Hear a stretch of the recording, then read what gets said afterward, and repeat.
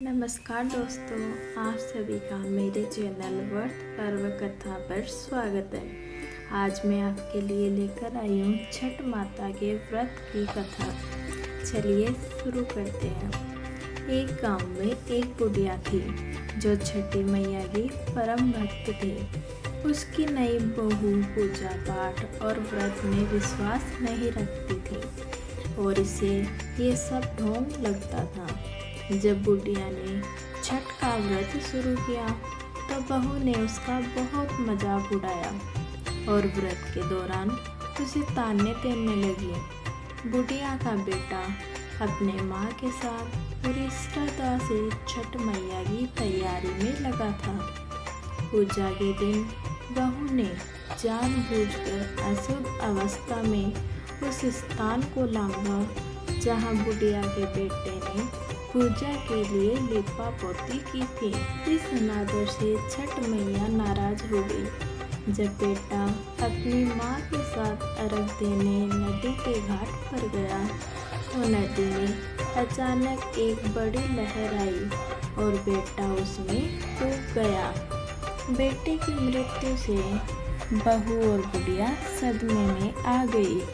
बहू जोर जोर से रोने लगी और छठी मैया को कोसने लगी कि उसके अंधविश्वास के कारण उसका सुहाग छिन गया।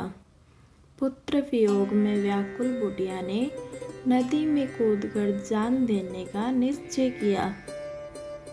जैसे ही वह पानी में कूदने लगी, नदी में से एक और तेज लहर उठी और उसमें से उसका बेटा जीवित बाहर निकल आया।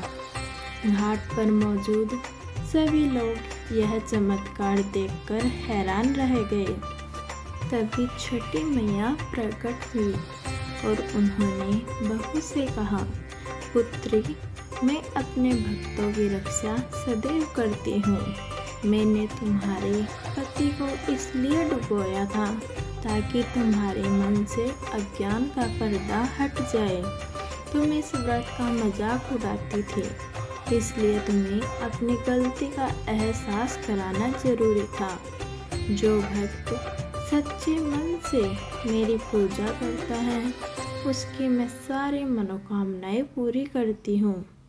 यह सुनकर बहू ने अपने किए पर पश्चाताप किया और माता के चरणों में गिरकर क्षमा मांगी। उस दिन के बाद से वह भी पूरी श्रद्धा से छठ माता का व्रत करने लगी। बोलो छठी मैया की जय। दोस्तों, अगर आपको मेरी यह कथा पसंद आई तो इसे लाइक, शेयर एंड सब्सक्राइब करना ना भूलें। धन्यवाद।